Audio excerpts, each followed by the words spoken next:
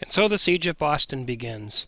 The Minutemen that had fought so successfully in the battles of Lexington and Concord, these locally organized militia converged on Boston and hemmed the British in there. At the same time, or about this time, the Second Continental Congress convened. That was on May 10, 1775. John Hancock was elected President of Congress. This Congress issued bills of credits as a way to pay the army. 12 colonies promised to share in repaying the bills. Georgia did not, because they were still hoping to get back together with England. John Adams had a proposition, though. He suggested that the Congress consider the forces in Boston a Continental Army. But if they're a Continental Army, they're going to need a commander-in-chief.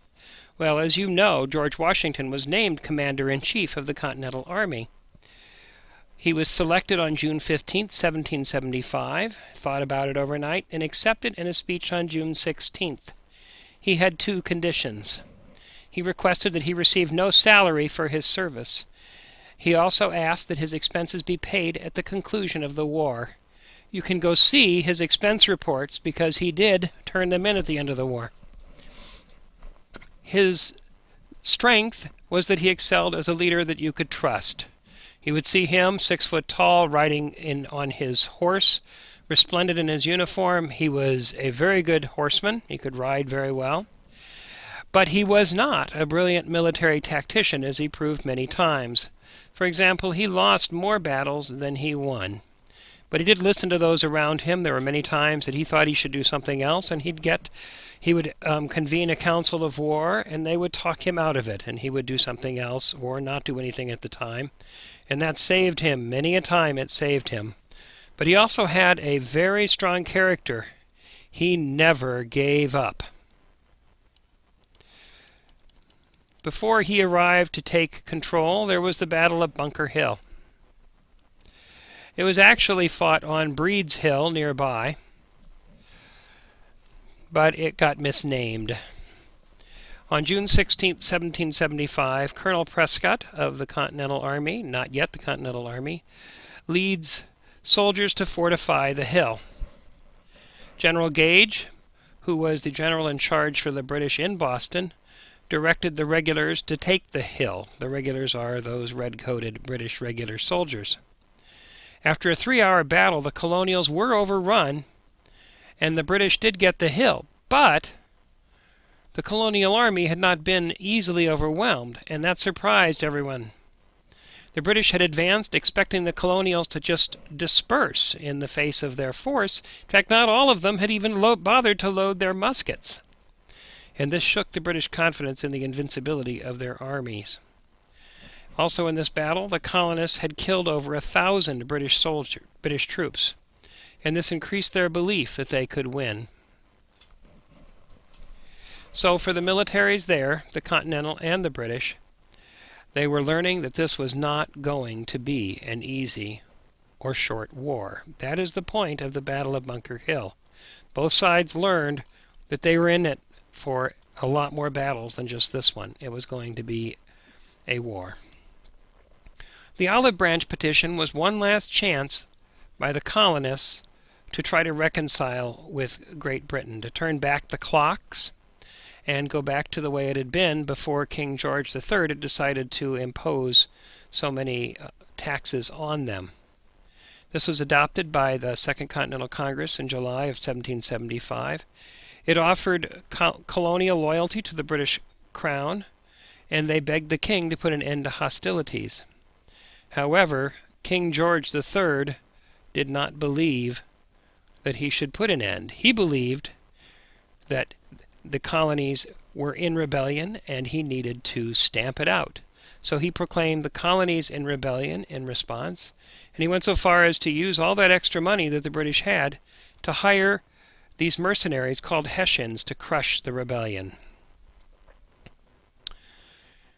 What was happening at this time was an attempt by the colonists to conquer Canada, or at least to get them to join with them. They were hoping to have extra colonies or provinces that would join.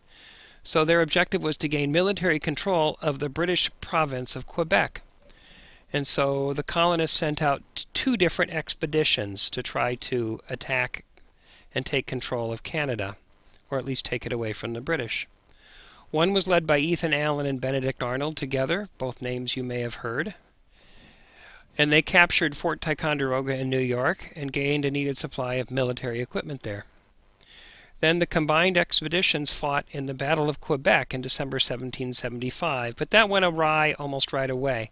They attacked in a snowstorm, and it just did not go well. It was a disastrous defeat for the Americans. Then the British sent troops that took over that area of Canada. These troops were led by General John Burgoyne, and they included Hessian mercenaries. They drove American forces into Fort Ticonderoga, where they held on. The next year, Burgoyne set out to gain control of the Hudson River Valley. So you can see there are some major British forces in play here. The forces around Boston, which are being resupplied and getting stronger. And you have these forces in Canada working their way south under General Burgoyne. It's about this time that an influential pamphlet was written by the author Thomas Paine. You may remember that there wasn't a lot of ability to publish, and so these small pamphlets would come out that could make a lot of difference. And people wouldn't necessarily write a whole book, they would write a pamphlet. In fact, Benjamin Franklin was a publisher of the time. And this was a very influential pamphlet. It argued for independence from British rule, and it was written and reasoned in a style that common people understood. Thomas Paine was somebody who had come over fairly recently from Great Britain and was writing this. It also proposed a complicated republic as a form of government. In this republic, each colony would hold elections for representatives to be sent to a Continental Congress. So you may wonder what happened at the end of the Siege of Boston. Well, that is a good story, and we should get right into it. The British troops, as I said, were bottled up in the city of Boston, and this guy named Henry Knox got this idea. He was young, and he took it to George Washington. He says he could move cannons from Fort Ticonderoga to Boston. No small task to do. It was actually helpful that it was in the winter, because that helped to move it through frozen land and over frozen water, as opposed to having to do it in the summer or in another season. So he moves cannon from Fort Ticonderoga to Boston.